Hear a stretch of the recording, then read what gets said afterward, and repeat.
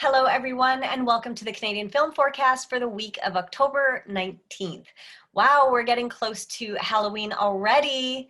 It is great to be with you. I am Priya Rao, your host, and I'm joined this week by two of the lovely ladies of First Weekend Club.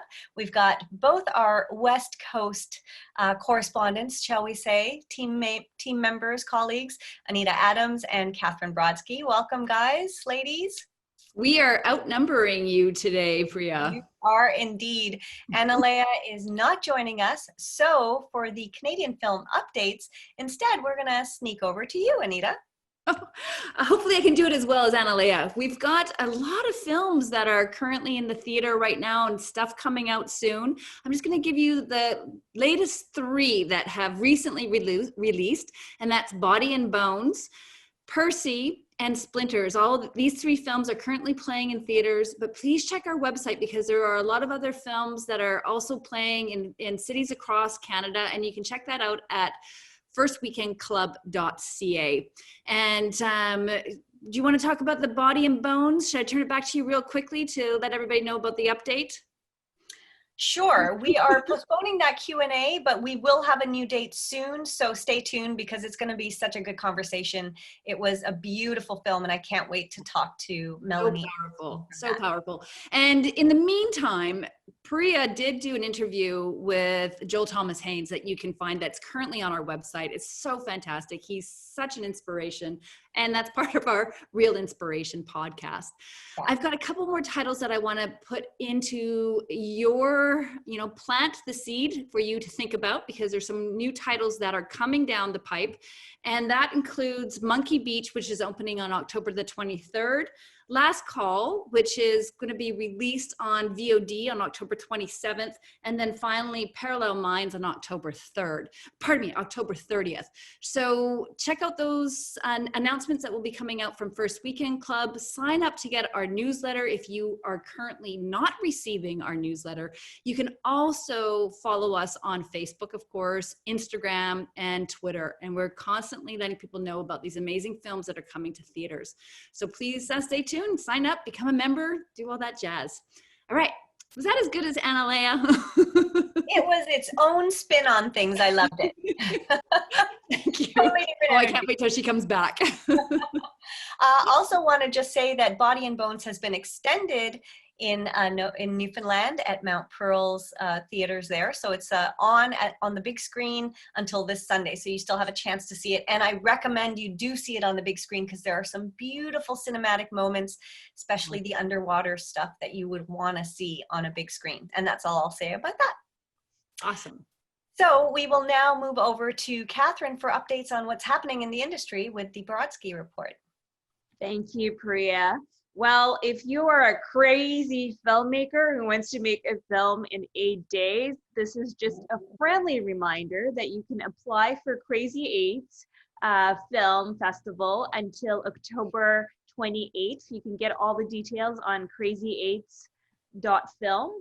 And the it's basically the idea is you make a film in 8 days, and then you get to have your film shared with the world, and it's insane. But like every year they manage to make something, and I don't know how they do it, but they do. The power of the magical power of filmmaking determination, I think. That's why they call it crazy. That's right. And I just wanted to chat with you all a little bit about the whole situation with the festivals. This has been like, traditionally this is festival season, right?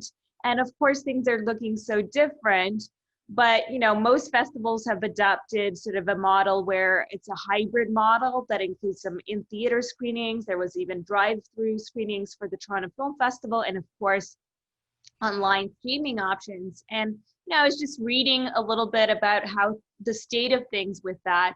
And it seems like it allowed especially smaller festivals to really open up their audiences. So for example, the Calgary Film Festival, they had also hybrid, and they had 5,000 in-person attendees, as well as 15,000 streaming tickets.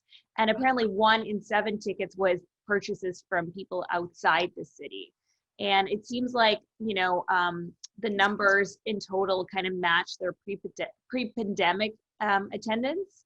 So it's really promising. And then, we've got like the Vancouver Film Festival, which had set screening times or windows of 24 to 48 hours, but they also offered a subscription package, which is like all you can watch movies. And it seems like, people really responded to that because they're so hungry for content.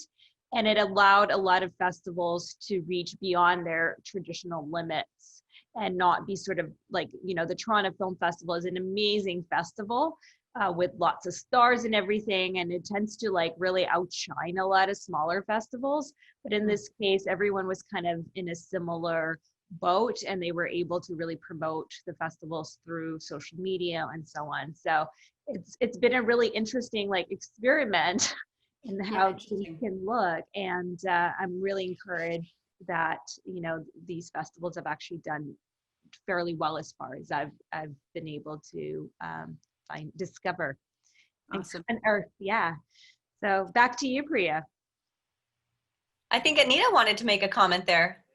Oh, I'm encouraged to hear that news. So thanks for sharing that, Catherine. I wasn't aware of that. And of course, one of my favorite film festivals is coming up in another month and a half, I guess, and that's the Whistler Film Festival. And I know that they're going to be doing a hybrid viewing as well. So I'm just excited to know that these festivals are finding a way in this new world. So yeah, thanks for sharing that.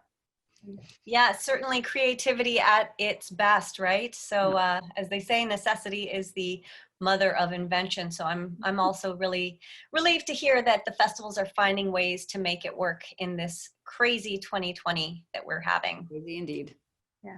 Well, and same thing with the, with everything that's going on is also a lot of local studios or production facilities are really picking up because they're getting a lot of like the overflow of things that would normally be filmed in the US. So it's really like been kind of good to Canadian content providers. Yeah. That's interesting. And Canadian films are getting more screen time in the movie theaters too, because a lot of the Hollywood blockbusters are holding back on their releases. So there's just more screens available. So there's definitely some silver linings out there, isn't there? Definitely. That's a really great point, Anita. So true. Thank you, Catherine. And on that silver lining note, Anita, we'll turn it back to you for your picks for this week. I'm so curious to know what you're going to have us watch. Some more good ones, of course. Okay, the first up is Clara by writer-director Akash Sherman. And this is a British-Canadian co-production about an astronomer who's consumed with searching the cosmos for evidence of life. When his obsession jeopardizes his career, he actually delves deeper into his research. And that's in part to escape the tragedy of his past. In the process, he meets an artist named Clara, and the two begin an unlikely collaboration, sifting through mounds of newly released stellar data in the hopes of making a monumental discovery. It's a really interesting story. If you're into the stars and the science behind it, I think you'd find this film really interesting, and some really interesting relationship dynamics in that. You can watch this film on CBC Gem. The second title I have for you is Gene of Joneses. This is a completely different type of film. Chaos ensues after the estranged patriarch of the Joneses family dies on the doorstep when a paramedic, pardon me, when a paramedic who answers, that's right. When a paramedic who answers the 911 calls to win over Gene Joneses, his attempts are disrupted by the old conflicts that come to boil at the funeral. So it's kind of a crazy story, kind of fun story. This is a dark comedy, I guess you would call it. It's highly entertaining, and it's written and directed by Stella Meggy. And again, you can find this film on CBC Gem. So check out these two titles and let us know what you think. CBC Gem is really the destination point for a lot of amazing Canadian content. So thanks for those two fabulous selections, Anita. Thank you, Priya. And that is it for us for this week. So we will be back same time, same place next week with our fourth speaker here. Until then, have a great week. Bye, everybody.